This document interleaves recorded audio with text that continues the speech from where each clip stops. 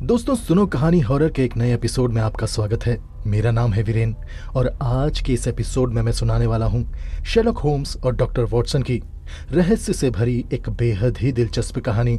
ये कहानी आपको ज़रूर अच्छी लगेगी। वीडियो को लाइक और कमेंट करके अपना फीडबैक ज़रूर दीजिएगा। आप हाइप बटन भी दबा सकते हैं। चलिए बिना और देरी के कहानी शुरू करते हैं। ये कहानी उस समय की है जब मैं अपने दोस्त शेरलॉक होम्स के साथ लंदन की बेकर स्ट्रीट में उसके फ्लैट में रहता था।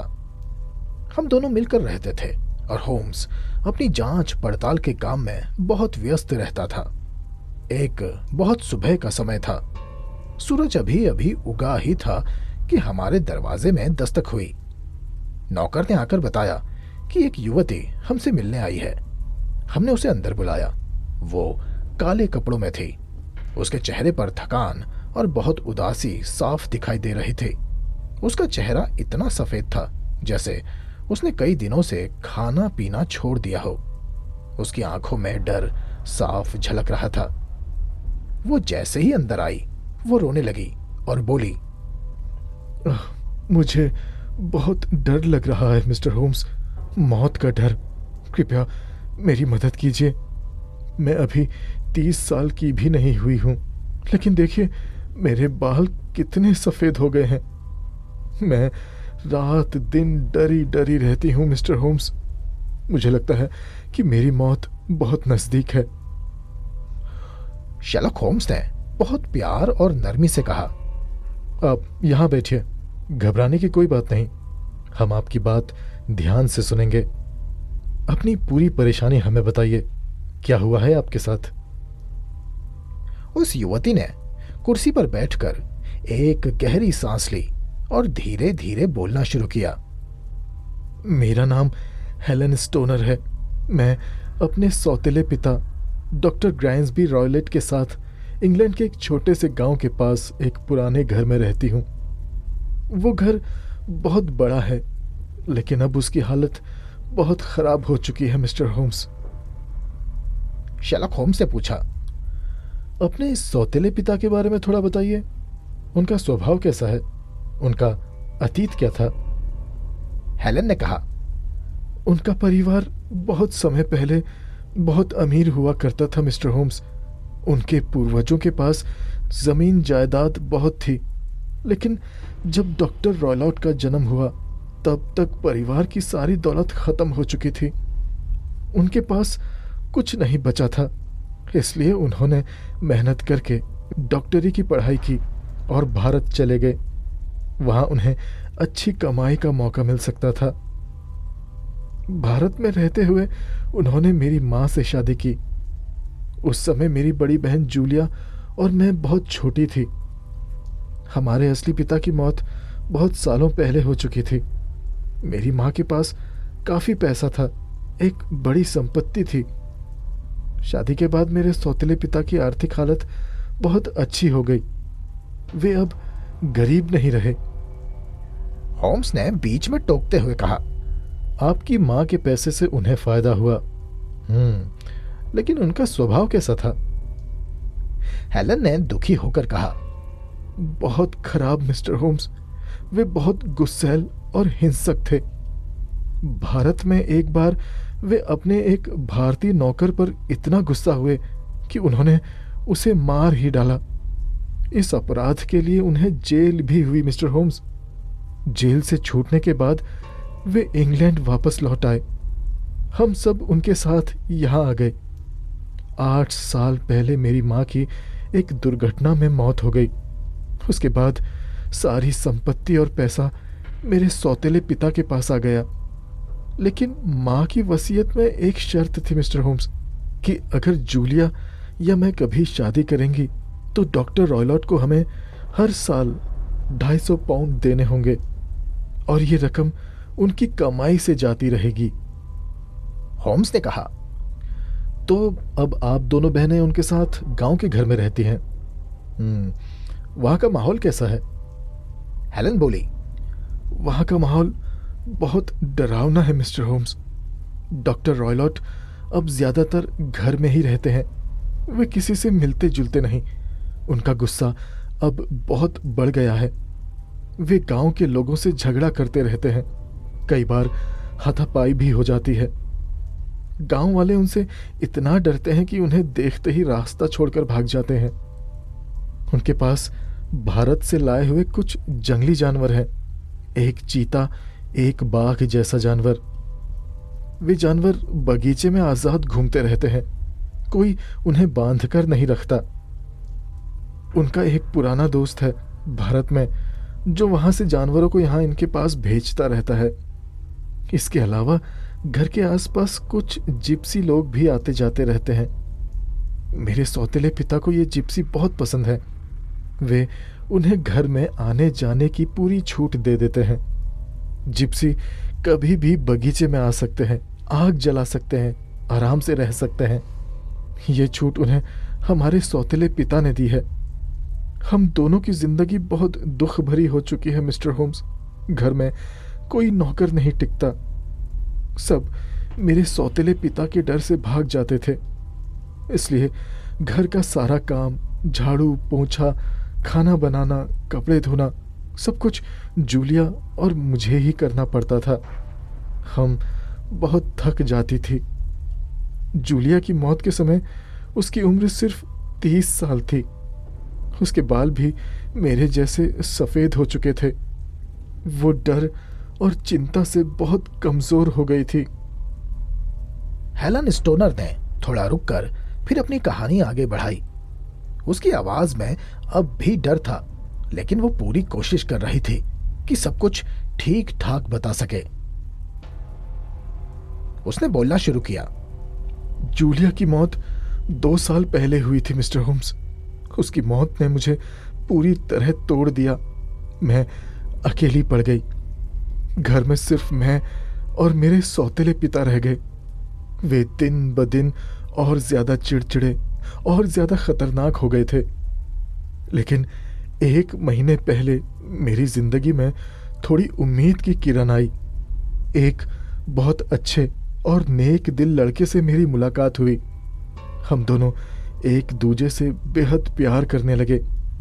उसने मुझसे शादी करने की बात की। मैंने अपने सौतेले पिता को इस बारे में बताया। हैरानी की बात यह है कि उन्होंने बिना ज्यादा विरोध किए हामी भर दी। शायद इसलिए क्योंकि उन्हें पता था कि शादी होने पर उन्हें मुझे हर साल 250 पाउंड देने पड़ेंगे।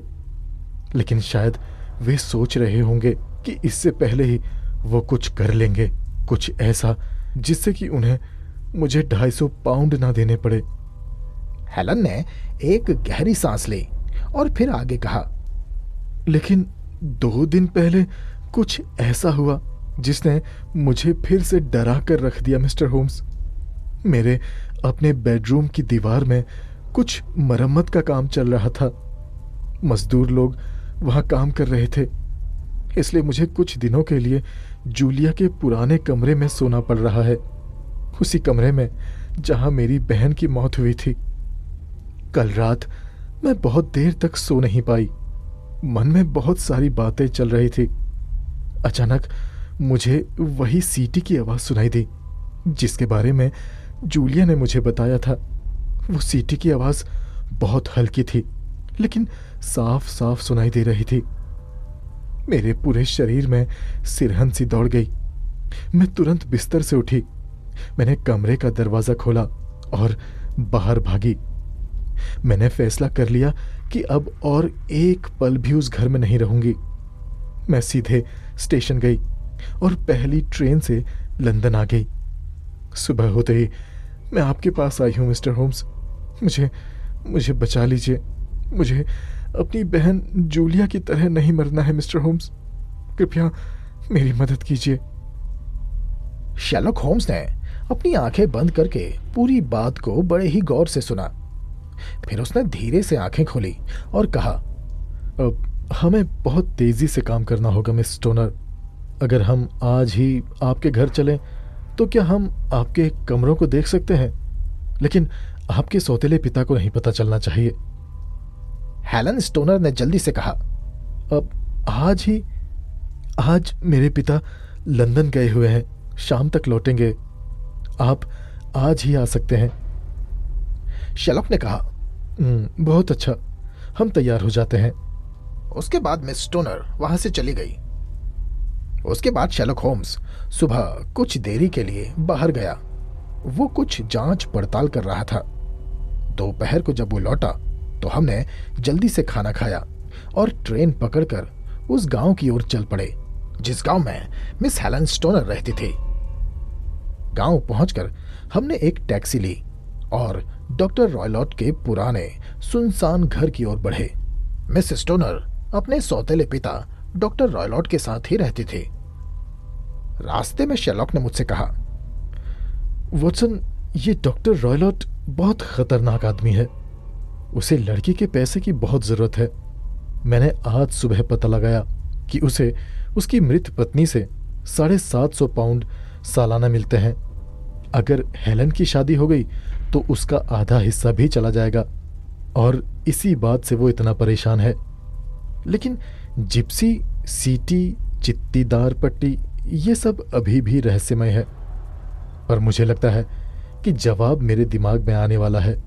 जल्द ही मैं राज पर से पर्दा उठाऊंगा। उस गांव में पहुंचकर हम सीधे हेलन के घर पहुंचे। घर पर पहुंचते ही हेलन ने हमें अंदर ले जाकर तीनों बेडरूम दिखाए। सबसे पहले उसने अपना कमरा दिखाया। होम्स ने कमरे की दीवारों को बड़े ही ध्यान से देखा और फिर पूछा, ये मरम्मत का काम क्यों हो रहा है? दीवार तो बिल्कुल ठीक लग रही है। हेलन ने मुस्कुराते हुए कहा, आप बिल्कुल सही कह रहे हैं मिस्टर होम्स। मुझे भी लगता है कि ये सिर्फ एक बहाना है। वे मुझे जूलिया के कमरे में भेजना चाहते थे। होम्स ने सिर हिलाया और कहा, हाँ बिल्कुल, क्योंकि ये एक योजना है। फिर हम जूलिया के कमरे में गए। कमरा वैसा ही था जैसे 2 साल पहले छोड़ा गया होगा। खिड़कियां बगीचे की तरफ खुलती थी। होम्स ने खिड़कियों को बड़े ही ध्यान से जांचा। बाहर से किसी का आना वो असंभव लग रहा था। फिर शेरलॉक की नजर बिस्तर के ऊपर लटकती एक घंटी की रस्सी पर गई। शेरलॉक ने पूछा, ये घंटी की रस्सी यहां क्यों है? हेलन ने बताया, 2 साल पहले मेरे सौतेले पिता ने ही लगवाई थी। वे कहते थे कि इससे नौकर को बुलाया जा सकता है, लेकिन हमारे पास कभी कोई नौकर रहा ही नहीं, इसलिए हमने कभी इसका इस्तेमाल नहीं किया। शेरलॉक ने रस्सी को खींचा। कुछ नहीं हुआ, कोई आवाज नहीं आई।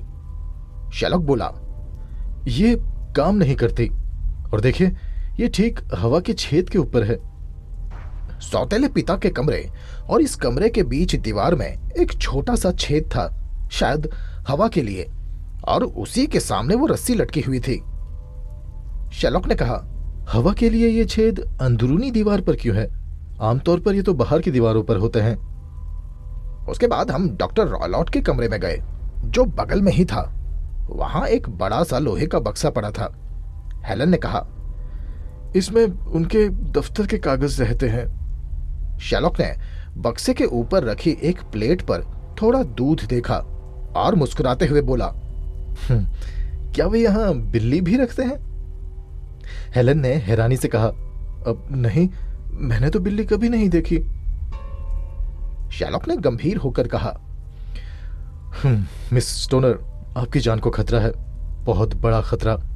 आज रात मेरे दोस्त वॉटसन और मुझे ये बगल वाले कमरे में, यानी आपकी बहन के कमरे में रुकना होगा, जहां आप सोती हैं। मैंने और हेलन ने हैरानी से शेरलॉक की तरफ देखा।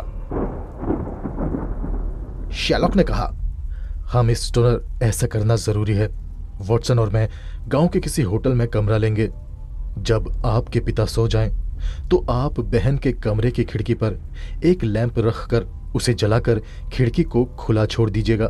फिर आप चुपके से अपने पुराने कमरे में चली जाइएगा, जहां आप पहले सोती थी। हम उस खुली हुई खिड़की से अंदर आ जाएंगे। हम उस सीटी की आवाज और धातु गिरने की आवाज का इंतजार करेंगे।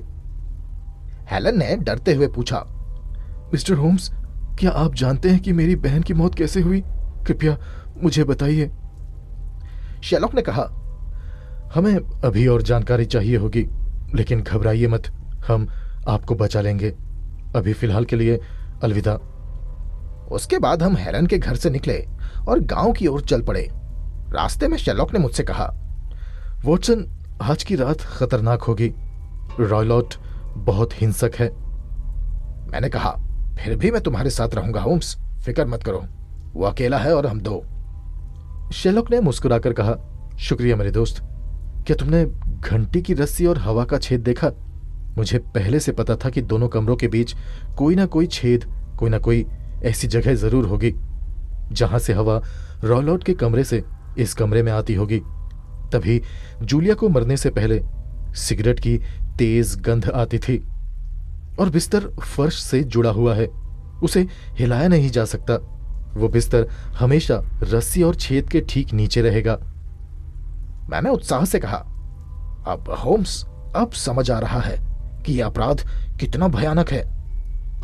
शेरलॉक बोला, हाँ सही कहते हो, लेकिन हम इसे रोक सकते हैं। उस रात का इंतजार बहुत लंबा और परेशान करने वाला था। हम गांव के एक छोटे से होटल में रुके। होटल पुराना था, कमरा ठंडा और नम। मैं बिस्तर पर लेटा रहता था, लेकिन नींद ही नहीं आ रही थी। शेरलॉक खिड़की के पास खड़ा होकर बाहर देख रहा था। उसका चेहरा शांत था, लेकिन आंखों में एक अजीब सी चमक थी, जैसे वो किसी बड़े रहस्य को सुलझाने वाला हो।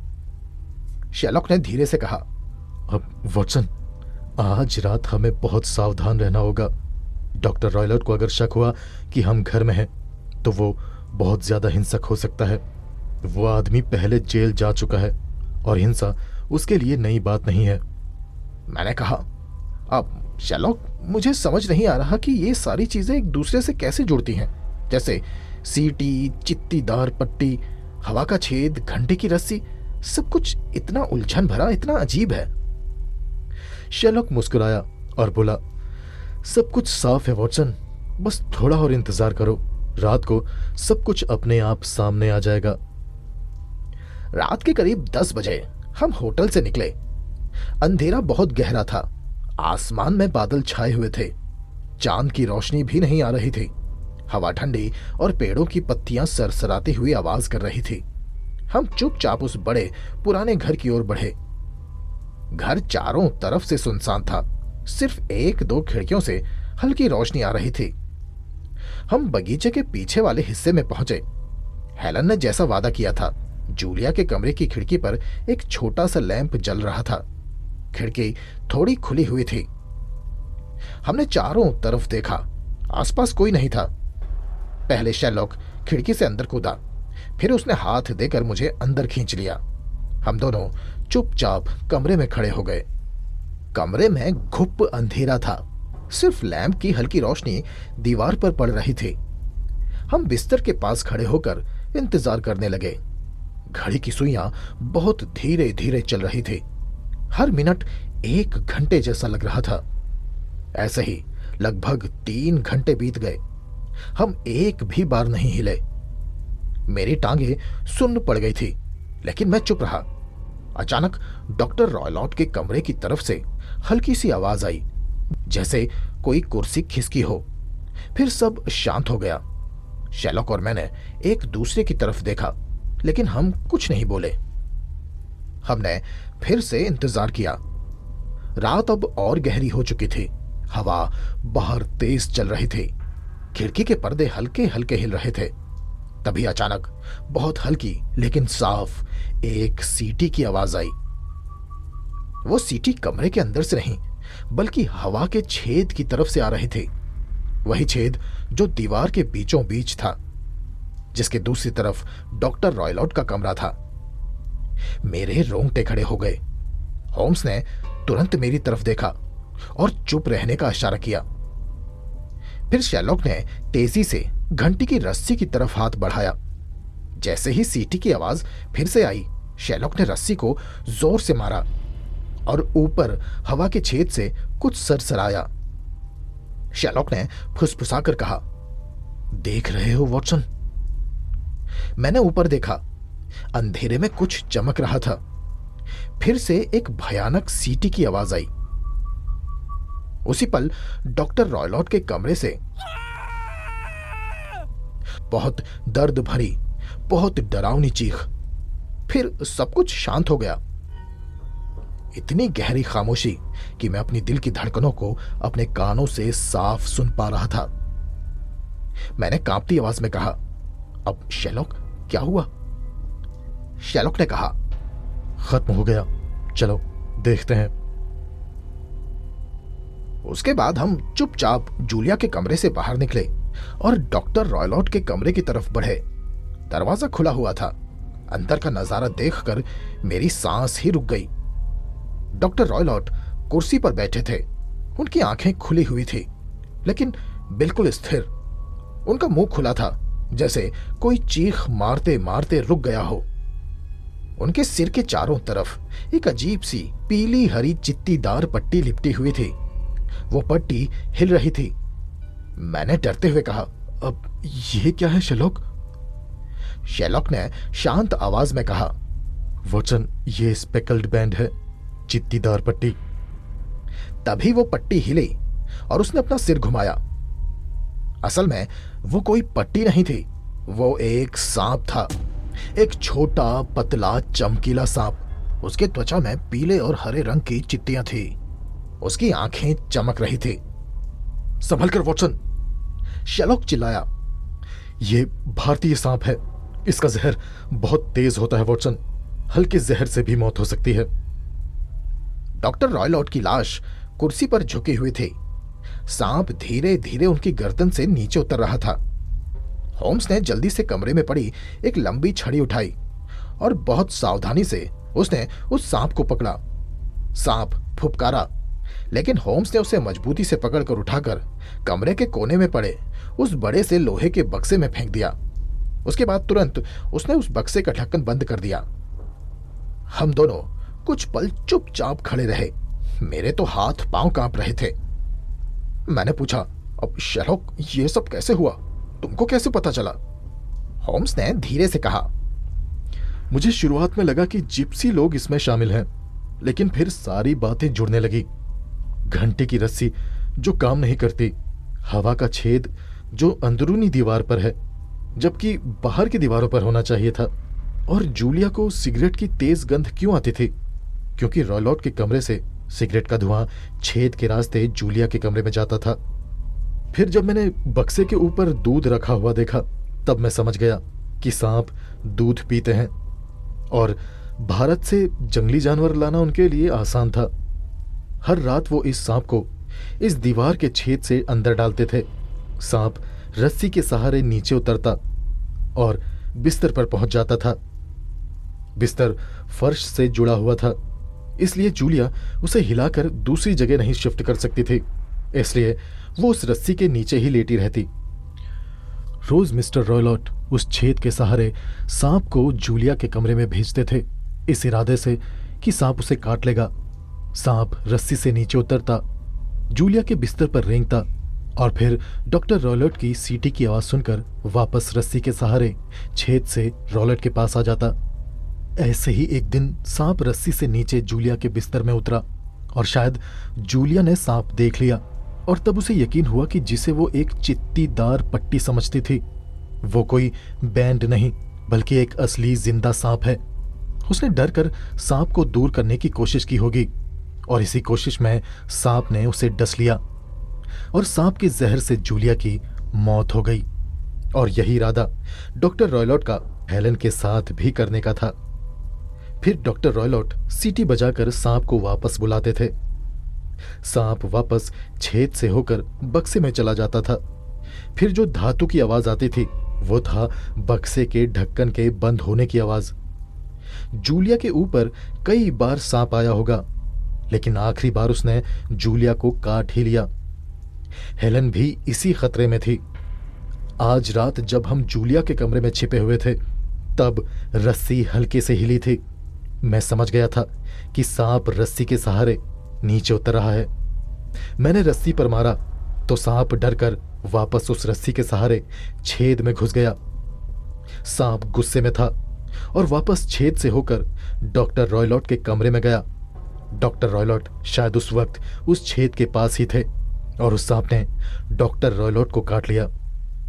मैंने हैरानी से कहा, अब ये कितना खतरनाक और चालाक प्लान था।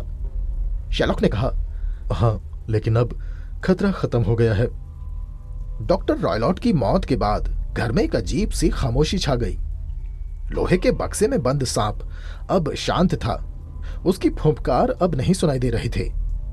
होम्स ने बक्से का ढक्कन अच्छी तरह से बंद किया, फिर मेरी तरफ देखकर बोला, वॉटसन, अब हमें सावधानी से काम करना होगा। पुलिस को बुलाना पड़ेगा, लेकिन हमें पहले हेलन को सुरक्षित जगह पर ले जाना है। मैंने पूछा, अब क्या हम अभी ही पुलिस को बताएं? शेरलॉक ने सिर हिलाया। नहीं, पहले हेलन से बात करनी होगी। वो अभी भी डरी हुई है। उसे पता चलना चाहिए कि खतरा खत्म हो चुका है। हम दोनों चुपचाप डॉक्टर रॉयलॉट के कमरे से बाहर निकले। वहां हेलन अपने पुराने कमरे में आ चुकी थी। वो खिड़की के पास खड़ी थी। उसके हाथ बंधे हुए थे, चेहरा सफेद। जैसे ही हम कमरे के अंदर आए, उसने हमें देखा और दौड़कर हमारे पास आई और बोली, अब क्या हुआ? मैंने चीख सुनी थी, बहुत डरावनी चीख। उसकी आवाज कांप रही थी। शेरलॉक ने बहुत नरमी से कहा, मिस स्टोनर, बैठ जाइए। सब कुछ खत्म हो चुका है। अब आप सुरक्षित हैं। आपका सौतेला पिता अब इस दुनिया में नहीं रहा। हेलन की आंखें फैल गई। वो कुर्सी पर बैठ गई और उसने अपने हाथों से अपना मुंह ढक लिया और बोली, कैसे? क्या हुआ उनके साथ? शेरलॉक ने धीरे धीरे पूरी बात बताई। सांप के बारे में, दीवार में बने हवा के छेद से आने वाले खतरे के बारे में, और उस घंटी की रस्सी का कैसे इस्तेमाल किया गया उसके बारे में। और यह भी बताया कि उस घंटी की रस्सी से जो सांप हमेशा नीचे उतरा करता था, आज उसी सांप ने वापस लौटकर डॉक्टर रॉयलॉट को ही काट लिया। हेलन पूरी बात सुनती रही। उसकी आंखों में आंसू थे, लेकिन डर अब कम हो रहा था। उसने फुसफुसाकर कहा, तो जूलिया की मौत भी इसी सांप से हुई थी? शेरलॉक ने कहा, हाँ, वो चित्तीदार पट्टी जिसका जिक्र जूलिया ने आखिरी पल में किया था, वो असल में एक सांप था जो बिस्तर पर उतर रहा था। डॉक्टर रॉयलॉट हर रात उसे भेजते थे। दीवार के उसी छेद से उस घंटी की रस्सी के सहारे वो सांप नीचे उतरता था। डॉक्टर रॉयलॉट जानते थे, अगर आप दोनों में से कोई शादी करे तो उन्हें सालाना पैसे देने पड़ेंगे और उनके पास कुछ नहीं बचेगा। डॉक्टर रॉयलॉट बहुत लालची और क्रूर इंसान था। उसके लिए इस हद तक जाना मुश्किल काम नहीं था। हेलन ने बहुत देर तक कुछ नहीं कहा। फिर उसने धीरे से कहा, मैंने हमेशा सोचा था कि घर में कोई भूत प्रेत है, लेकिन ये सच्चाई तो और भी ज्यादा भयानक है। मेरी बहन, मेरी माँ, सब कुछ इसी आदमी की वजह से बर्बाद हुआ। मैंने कहा, अब आपको आगे बढ़ना होगा मिस स्टोनर। आपका जीवन अभी बाकी है। आपका वो दोस्त जो आपसे शादी करना चाहता है, वो आपका इंतजार कर रहा होगा मिस स्टोनर। हिम्मत रखिए और जीवन में आगे बढ़िए। हेलन ने हल्के से मुस्कुराने की कोशिश की, बोली, हाँ, शायद अब मैं सच में खुश हो सकती हूं। शेरलॉक ने कहा, सुबह होते ही हम पुलिस को बुलाएंगे। मैं उन्हें पूरी कहानी समझा दूंगा। बस आप सच बोलिएगा। जो कुछ भी हुआ वो सच सच बताइएगा। कोई डर नहीं, कोई घबराहट नहीं। फिर हम तीनों थोड़ी देर चुप बैठे रहे। बाहर हवा अब भी तेज चल रही थी, लेकिन अब वो डरावनी नहीं लग रही थी, जैसे प्रकृति भी सांस ले रही हो। सुबह होने पर होम्स ने गांव के पुलिस स्टेशन में जाकर पुलिस को बुलाया। पुलिस वाले जब घर पहुंचे तो उन्होंने डॉक्टर रॉयलॉट की लाश देखी। वे बहुत हैरान हुए, लेकिन होम्स ने उन्हें सारी बातें बताई। दीवार में हवा का छेद, घंटे की रस्सी, सांप, दूध की प्लेट, सब कुछ। पुलिस ने लोहे के बक्से को खोला। अंदर वो छोटा सा जहरीला सांप था जो अब सुस्त पड़ा था। इंस्पेक्टर ने कहा, अब ये तो बहुत विचित्र मामला है मिस्टर होम्स। अगर आप ना होते तो हम कभी नहीं समझ पाते कि मौत कैसे हुई। शेरलॉक ने मुस्कुराकर कहा, कभी कभी छोटी छोटी बातें बड़ा राज खोल देती हैं इंस्पेक्टर। पुलिस ने जांच पूरी की। पोस्टमार्टम में पाया गया कि डॉक्टर रॉयलॉट की मौत सांप के जहर से हुई थी। कोई संदेह नहीं रहा। हेलन ने जो कुछ भी देखा और सुना वो सब कुछ सच्चाई से बताया। पुलिस ने केस बंद कर दिया। कुछ दिनों बाद हेलन का घर थोड़ा बदलने लगा। मजदूरों ने मरम्मत का काम पूरा किया। पुराने डरावने कमरों को साफ किया गया। हवा के छेद को बंद कर दिया गया। घंटी की रस्सी हटा दी गई। घर अब पहले जैसा नहीं रहा। मिस हेलन स्टोनर ने अपने मंगेतर से मिलने की तैयारी की। वो अब पहले से ज्यादा खुश थी, पहले से ज्यादा हंसती थी। उसके चेहरे पर वो सफेदी, वो डर धीरे धीरे मिट रहा था। उसके बालों में अभी भी सफेदी थी, लेकिन वो अब इसे छिपाने की कोशिश नहीं करती थी। वो कहती थी कि ये मेरी दुख की निशानी है, लेकिन अब मैं इन सफेद बालों को गर्व से सहन करूंगी। शेरलॉक और मैं लंदन वापस लौट आए। ट्रेन में होम्स ने कहा, वॉटसन, यह केस बहुत रोचक था, है ना? कभी कभी अपराधी इतना चालाक होता है कि वो खुद ही अपने जाल में फंस जाता है। देखो ना, डॉक्टर रॉयलॉट, जिस सांप को उन्होंने पाला, उसे दूध पिलाया, उस पर भरोसा किया, उसी सांप ने उन्हें डस लिया। डॉक्टर रॉयलॉट का व्यक्तित्व भी बिल्कुल सांप जैसा ही था, एक जहरीला सांप जिस पर दोनों लड़कियों ने भरोसा किया, उनकी मां ने भरोसा किया, लेकिन उस आदमी ने अपने जहरीले व्यक्तित्व के चलते 2 को मार डाला और तीसरे को मारने की साजिश की, लेकिन देखो खुद ही मर गया। मैंने कहा, तुम्हारी वजह से एक मासूम लड़की की जान बच गई शेरलॉक, तुमने बहुत अच्छा काम किया। फिर शेरलॉक ने खिड़की से बाहर देखते हुए कहा, हमारा काम यही है वॉटसन, अंधेरे में छिपे सच को बाहर लाना, गुनहगारों को सजा दिलाना और बेगुनाहों को मुश्किलों से बाहर निकालना। दोस्तों, ये कहानी यहीं पर समाप्त होती है।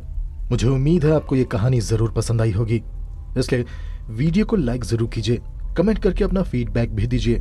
मेरे चैनल में इसी तरह की ढेरों कहानियां हैं, उन्हें भी जरूर सुनिए। जल्द ही मिलते हैं एक नई जासूसी कहानी के साथ। तब तक के लिए अपना ख्याल रखें। धन्यवाद।